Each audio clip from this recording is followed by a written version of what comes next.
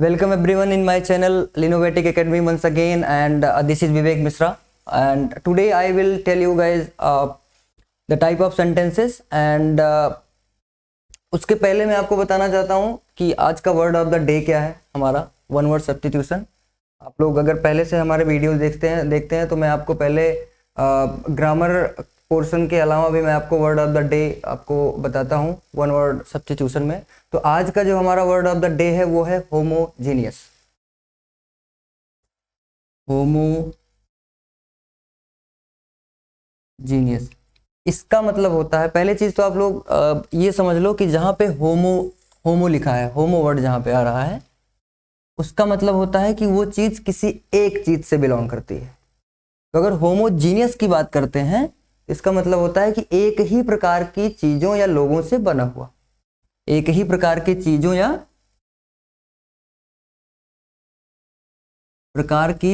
या लोगों से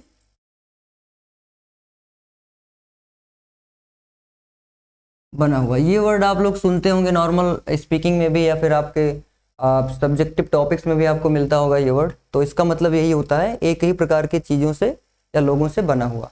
दूसरा जो हमारा वर्ड है वो है वर्सटाइल।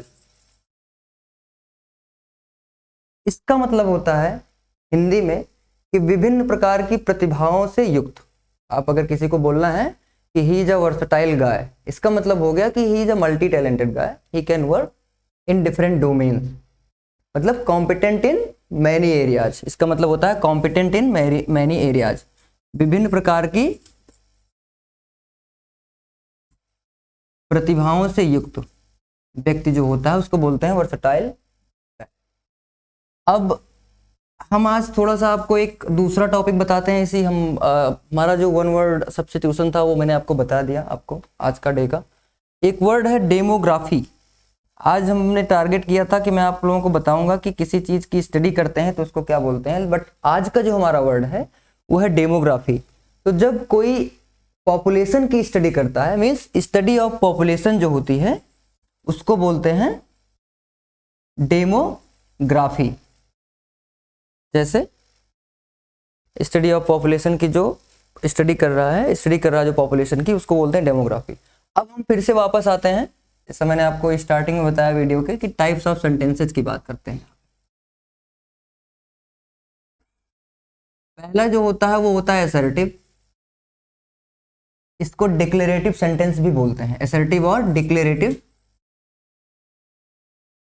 सेंटेंस। दूसरा इंटेरोगेटिव, तीसरा इंपेरेटिव, और चौथा जो होता है वो एक्सक्लामेटरी MATORY सेंटेंस। असर्टिव के दो पार्ट्स होते हैं एक्चुअली। इसमें है क्या, अगर हम इसको डिफाइन करेंगे, अगर हम असर्टिव सेंटेंस की बात करें तो basically the type of sentence which may be an statement और एन ओपिनियन और एन इवेंट और हिस्ट्री और फीलिंग।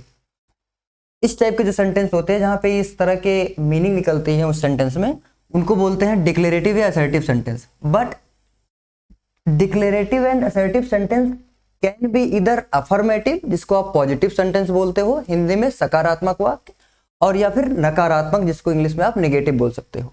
तो हम असर्टिव या डिक्लेरेटिव सेंटेंस को दो पार्ट में बांटते हैं, पहला अफर्मेटिव और दूसरा नेगेटिव। अफर्मेटिव को पॉजिटिव सेंटेंस भी कहीं कहीं आपको मिलेगा लिखा हुआ, तो मेक श्योर कि आप लोग कंफ्यूज ना हो। असर्टिव डिक्लेरेटिव सेंटेंस दो पार्ट, अफर्मेटिव और पॉजिटिव, दूसरा नेगेटिव। दूसरा जो टाइप होता है सेंटेंस का वो होता है इंटरोगेटिव। इसका मतलब होता है प्रश्नवाचक वाक्य। तीसरा इंपेरेटिव और चौथा एक्सक्लेमेटरी। हम आज के वीडियो में आपको बताएंगे डिटेल में, वो हम इंटरोगेटिव और असर्टिव के दोनों पार्ट के बारे में बताएंगे। और इसके पहले ही आप कल का हमारा टॉपिक जान लीजिए वीडियो का। जो कल का टॉपिक होगा वो हम इंपेरेटिव और एक्सक्लेमेटरी के बारे में डिटेल में बताएंगे। और इसके बाद हम ये बताएंगे कि how to do placements of words in sentence. मतलब कोई भी सेंटेंस अगर हमको फॉर्म करना है तो हम जो वर्ड्स होते हैं, वर्ब को कहाँ पे रखना है, नाउन को कहाँ पे रखना है, सब्जेक्ट को कहाँ पे रखना है, ऑब्जेक्ट को कहाँ पे रखना है, लिंकिंग वर्ब क्या क्या होती है, ये बताएंगे, सो that you can form the sentences accordingly. ठीक है, तो अभी के लिए हम बताते हैं आपको असर्टिव या डिक्लेरेटिव सेंटेंस, अफर्मेटिव और नेगेटिव के बारे में आपको बताते हैं।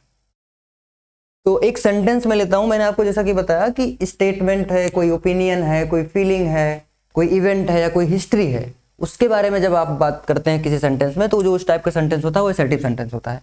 एग्जाम्पल में लिखता हूं एक,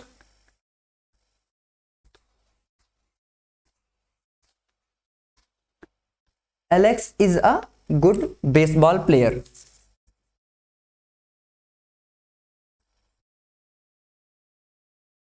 Alex is a good baseball player, एक सेंटेंस है ये, फुल स्टॉप लगेगा इसमें लास्ट में।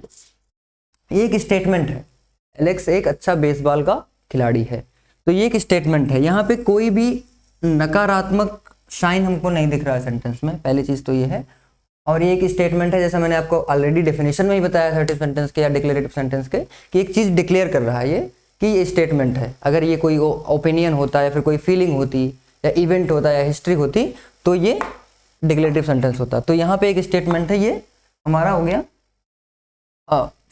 Affirmative sentence. मैंने आपको असर्टिव का पहला पार्ट जो बताया था वो था अफर्मेटिव सेंटेंस। अभी एक नेगेटिव सेंटेंस का एग्जांपल लेते हैं, जहां पे नकारात्मक बोध होता है किसी सेंटेंस में, किसी वाक्य में नकारात्मक को मतलब नहीं का अर्थ निकले उस सेंटेंस में, तो वो होता है हमारा नेगेटिव सेंटेंस। जैसे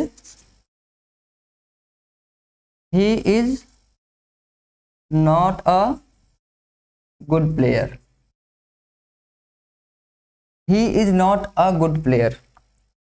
फिर से मैं आपको बता दूं इसका मतलब, पहले वह एक अच्छा खिलाड़ी नहीं है, ही इसमें सब्जेक्ट है। फिर से मैं आपको रिवाइज करता हूं अपने फर्स्ट वीडियो के अकॉर्डिंग, ही सब्जेक्ट है, इसमें एलेक्स सब्जेक्ट है, बाकी प्रेडिकेट है, ये rest of the part of the sentence is predicate. तो he is not a good boy, इससे हमको एक नकारात्मक स्टेटमेंट मिल रहा है, ये भी एक स्टेटमेंट है, but that statement is negative, so this will be called as a negative sentence.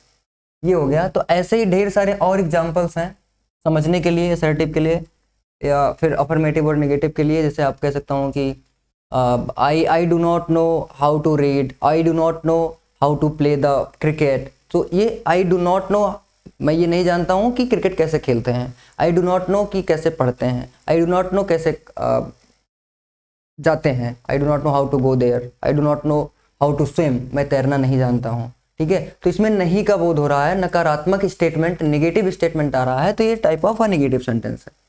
ठीक है, अब हम बात करते हैं इंटरोगेटिव की।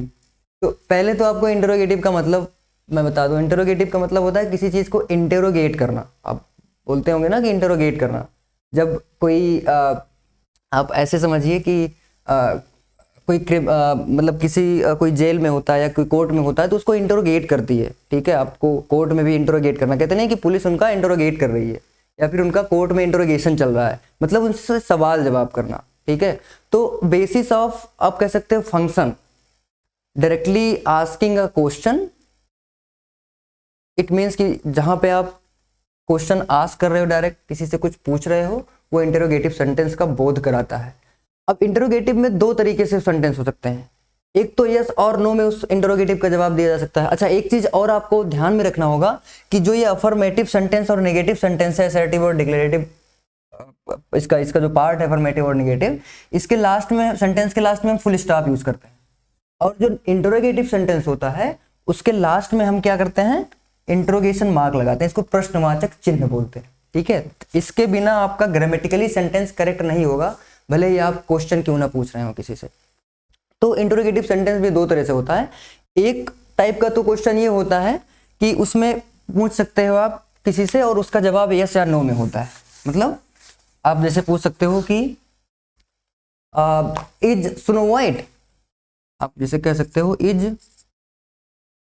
स्नो वाइट, क्या बर्फ सफेद है, तो इसका जवाब क्या होगा, यस और नो में होगा, यस और नो में होगा। तो यहाँ पे देखिए, यहाँ पे भी एक सवाल पूछा जा रहा है। दूसरा जो टाइप होता है उसको बोलते हैं WH टाइप। WH टाइप में क्या होता है, वो बेसिकली सब्जेक्टिव होता है। जैसे आपको पूछ लिया गया कि what are you doing right now, what are you doing right now, why did John arrive late today, John आज लेट क्यों आया। तो इसमें आपको रीजन बताना पड़ेगा, मतलब ये आपका सब्जेक्टिव हो गया।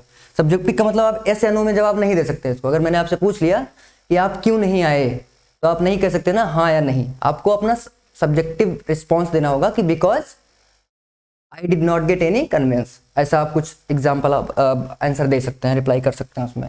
तो एक तो WS टाइप होता है, मतलब उसमें सेंटेंस जो होगा वो वाई, वाट या फिर हाउ भी आप कह सकते हैं, ठीक है, व्हेन, वेयर, इन सब वर्ड से स्टार्ट होगा। ये सब बेसिकली इंट्रोगेशन वर्ड्स होते हैं जो क्वेश्चन मार्क क्रिएट करते हैं। तो आज के लिए मैं आप लोगों को मैंने ये बता दिया कि असर्टिव और डिक्लेरेटिव सेंटेंस क्या होता है, ये दोनों एक ही होता है, आप कंफ्यूज मत होना। असर्टिव और डिक्लेरेटिव, या तो उसको आप असर्टिव बोल सकते हैं या फिर डिक्लेरेटिव भी बोल सकते हैं। और अफर्मेटिव इसके दो पार्ट होते हैं, अफर्मेटिव होता है पहला, दूसरा होता है नेगेटिव। अफर्मेटिव को हम पॉजिटिव भी बोलते हैं, जिसको बोलते हैं सकारात्मक वाक्य। दूसरा जो होता है नेगेटिव सेंटेंस होता है, जिसको हम बोलते हैं नकारात्मक वाक्य। अब असर्टिव की डेफिनेशन की बात करते हैं, तो असर्टिव सेंटेंस जो होते हैं वो statement, opinion, feeling, event, history, इन सब का बोध कराते हैं। और अफर्मेटिव में हमें केवल आप कह सकते हैं कि सकारात्मक साइन मिलता है उस सेंटेंस में। नकारात्मक में जहाँ पे नहीं का बोध होता है उसको नकारात्मक बोलते हैं। फिर से इंट्रोगेटिव की बात कर लेते हैं हम। ये बेसिकली क्या होता है, type of a sentence that ask a question. अब ये दो तरीके के होते हैं, या तो उस क्वेश्चन का जवाब यस या नो में दिया जा सकता है, या फिर वो सब्जेक्टिव होता है, you will have to tell the exact reason of that particular question. मतलब आप उस क्वेश्चन का जवाब आप यस या नो में नहीं दे सकते हैं।